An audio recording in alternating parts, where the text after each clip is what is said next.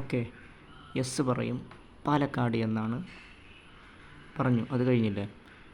എന്നിട്ട് യെസ് പറയും പാലക്കാട്. സമയത്ത് പാലക്കാടാണല്ലേ, അവർ വിചാരിച്ചിട്ടുണ്ട് ഇവിടെ എഴുതി വെച്ചിട്ടുണ്ട് എന്നാണ്. എന്നിട്ട് ഓക്കെ, അത് കഴിഞ്ഞു.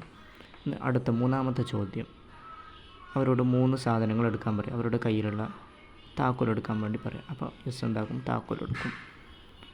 നേരത്തെ പറഞ്ഞ പോലെ കണ്ണട എടുക്കാൻ വേണ്ടി പറയാം. കണ്ണട എടുക്കും. നമ്മൾ നേരത്തെ അവിടെ കന്നഡ എന്ന് എഴുതി വെച്ചിട്ടുണ്ട്. ഇനി അവരെ കൊണ്ട് നേരത്തെ പറഞ്ഞതുപോലെ ഞാൻ വിശദീകരിക്കുന്നില്ല, നിങ്ങൾ മുകളിലെ വീഡിയോ പഠിച്ചിട്ടുണ്ടാവും. അവരെ കൊണ്ട് കന്നഡ എടുപ്പിക്കാൻ വേണ്ടി ശ്രമിക്കാം.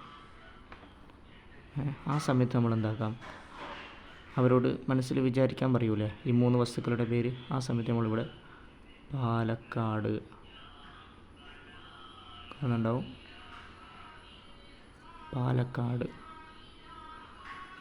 എന്നിട്ടത് മടക്കി 2 എന്ന് നമ്പർ ഇട്ട് കൊടുക്കാം. 2.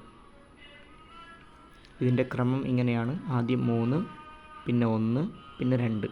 ഇതാണ് അതിൻ്റെ ക്രമം. മടക്കി ഇവിടെ വെക്കാം. എന്നിട്ട് അവരെ കൊണ്ട് ഇതിൽ നിന്ന് ഇതൊന്ന് സെലക്ട് ചെയ്യാം. ഇത് ഞാൻ വിശദീകരിക്കുന്നില്ല കൂടുതൽ. അവർ കന്നഡ എടുത്തു എന്ന് വിചാരിക്കും. കന്നഡ എടുത്തു. ഓക്കെ, ബാക്കിയുള്ളതൊക്കെ നീക്കി വെക്കാം. എല്ലാം നീക്കി വെക്കാം. അവർ കന്നഡ സെലക്ട് ചെയ്തു. കന്നഡ ഇവിടെ വെക്കാം. എന്നിട്ട് നമുക്ക് എസ്സിനെ വിളിക്കാം. എസ് നമ്മുടെ മുമ്പിലുണ്ടാവില്ല. എസ്സിനോട് ചോദിക്കാം. 3 പേപ്പർ എടുക്കും. എസ്സിനോട് ചോദിക്കാം, എന്തായിരുന്നു നിങ്ങൾ ഒന്നാമത്തെ ഞാൻ നിങ്ങളോട് ചോദിച്ചത്?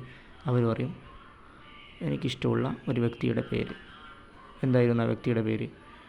നിങ്ങൾ പറഞ്ഞു മുഹമ്മദ് ആണെന്ന്. നമുക്ക് ഒന്നാമത്തെ നമ്പർ എടുക്കാം. ഇത് 3 ആണ്. 2, 1, നമ്പർ 1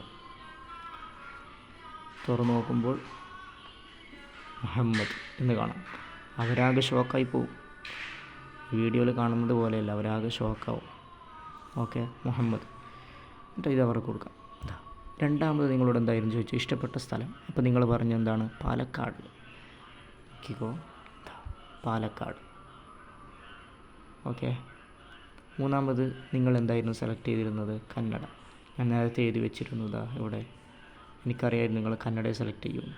കന്നഡ. ഓക്കെ അല്ലേ? അപ്പോൾ നിങ്ങൾ പറയും വീഡിയോയിൽ കണ്ടത് ലുഡോ ആണെന്ന്. ആ ലുഡോയുടെ പ്രത്യേകത ഞാൻ പറഞ്ഞുതരാം. ആ ലുഡോക്ക് മാത്രം ഏകദേശം 24,000 രൂപ വില വരുന്നുണ്ട്.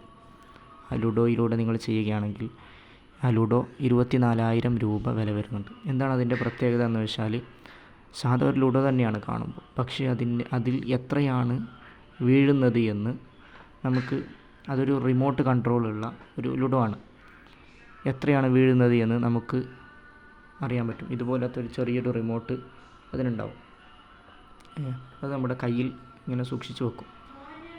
അവിടെ അവർ അത് സ്പിന്ന് ചെയ്യുന്ന സമയത്ത് നമ്മുടെ കയ്യിലൂടെ വൈബ്രേഷനിലൂടെ അതറിയും എത്രയാണ് അവിടെ വീണത് എന്ന് നമുക്കറിയാൻ കഴിയും.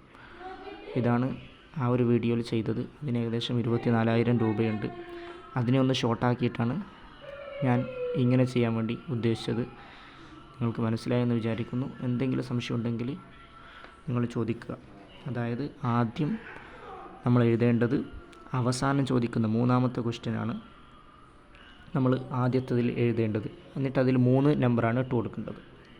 ഓക്കെ, അതിൻ്റെ ക്രമം വൈകോ 3, 1, 2 ഇങ്ങനെയാണ് അതിൻ്റെ ക്രമം വരുന്നത്. 3, 1, 2 ഇങ്ങനെയാണ് അതിൻ്റെ ക്രമം വരുന്നത്. ആദ്യം നമ്മൾ 3 നമ്പറാണ് ഇടേണ്ടത് ആദ്യത്തെ ചോദ്യത്തിന്, പിന്നെ 1, പിന്നെ 2. സംശയമുണ്ടെങ്കിൽ ചോദിക്കുക. ഓക്കെ.